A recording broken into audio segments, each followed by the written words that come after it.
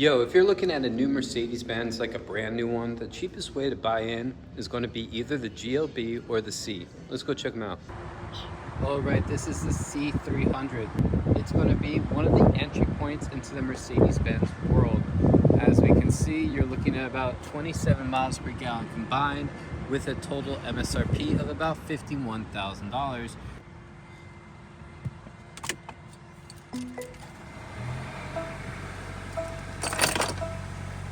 Initial impressions are that the noise, vibration, and harshness out of an inline four-cylinder are very, very well managed. I don't feel anything right now while we're at a standstill. We've got a nice sunroof over here, moonroof. This is a sedan, so you have 4 doors, 5 seats. There is some air conditioning back there for the passengers in the back. We have a black headliner, which is a nice touch. There isn't soft touch on here, but it is a nice material. I mean, maybe it's soft, but it's not like stitched, okay? It's soft, but it's not stitched. All right, over here we have a floating door handle. We have our lock, unlock, our classic Mercedes-Benz seat adjustment. If you're used to kind of the older style, this will not provide quite as much tactile feedback. You know, you don't really know if it's registered until the seat actually moves, which is interesting. It's a little different. We've got memory positions here. We've got memory positions for the passenger. A nice open pore wood dashboard here. Overall, she looks beautiful, and it's a very nice interior. I think that, you know, it's just very well done. All right, so I guess we should take her for a drive. We should try out the electronics. All right, driving the C300. Let's see how she drives. Around the parking lot, its steering is light. It's a little bit boosted. There's pretty good visibility. However, I have a huge sticker in my visibility, in my viewing point, so that's definitely changing some things.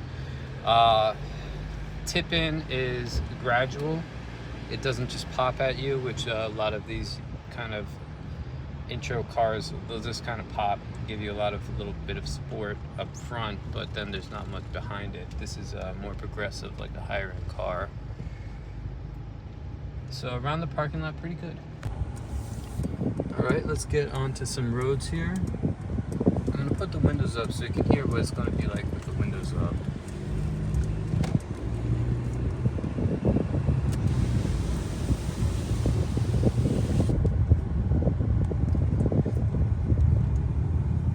Very quiet car. My initial impressions are that this is very quiet. Okay, here is a terrible piece of road, like you'll find in every city. That makes us question where our tax dollars is going, right? That's where we are right now. We're at the roads that make you wonder where your tax dollars go. All right, let's keep going. Okay, so she handled that like a champ. I mean, that back there, I don't know how it looked on the video, but in real life, that was like that was like a what are we doing with our society type of look. Like our cars have to be ready for the roads, but the roads don't have to be ready for the cars, and she handled that very nicely. Okay, so I'm gonna tell you right now, the C300 drives very, very well. Okay, for an everyday car, I'm not sure you're going to find anything that's going to drive better than this, you know. I mean, sure, you know, maybe an S-Class or an E-Class, but like, just like an everyday car, you could just park anywhere. You don't really, you know, worry too much about, you know. This is going to be an amazing place to spend. There's no real creaks. She drives very, very beautifully. I really like how she drives. She's damped very well. They did the mathematics when they designed the suspension, you know, because there's kind of like optimal, you know, dampening, and this is optimally damped. This is perfect. This car drives nearly perfectly. This is what the cargo capacity looks like in the back of the GLC. All right, here is the GLB. So this is quite a different form factor. So you really have a choice of whether you need a really nice, sleek, beautiful sedan that drives beautifully, or a very utilitarian SUV that can sit up to 7 people in some configurations. A lot of new mothers, a lot of families report that it is so easy to get like children's seats in the back, even if they are rear facing.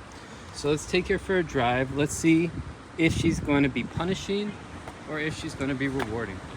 Okay, this is the inside of the GLB. It is very spacious, very utilitarian. The interior feels really nice and upscale, like a nice MGM Las Vegas Casino. Let's see how she runs, and let's see.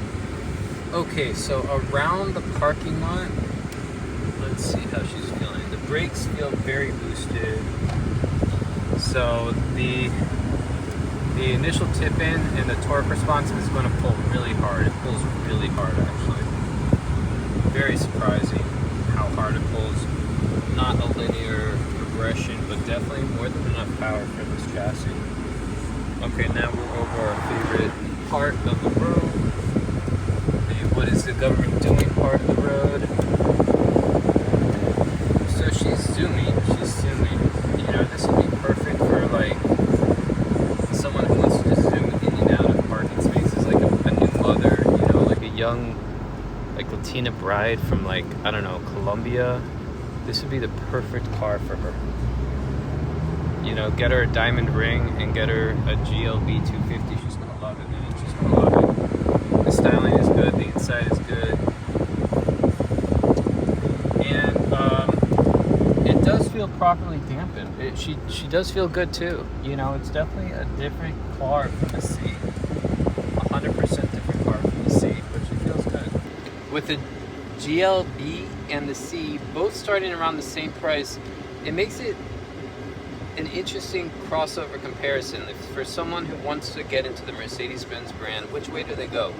In terms of driving dynamics, the C-Class C300 drives extremely well. I would recommend, you know, professionals, dads, people like that. I would steer them towards the C300. It is a car that drives extremely well. For moms, people with a family, maybe outdoor enthusiasts who want like a daily driver, I would say check out the GLB. Both, I think, punch above their weight and drive very well. The suspensions are dialed in. The C is extremely surprising how well dialed in it is. You know, some other brand manufacturers are going to charge a lot for a driving dynamic like that. The GLB 2, though, it is very nice inside. Although the interiors and the driving styles are different, they're both beautiful and they're both nice.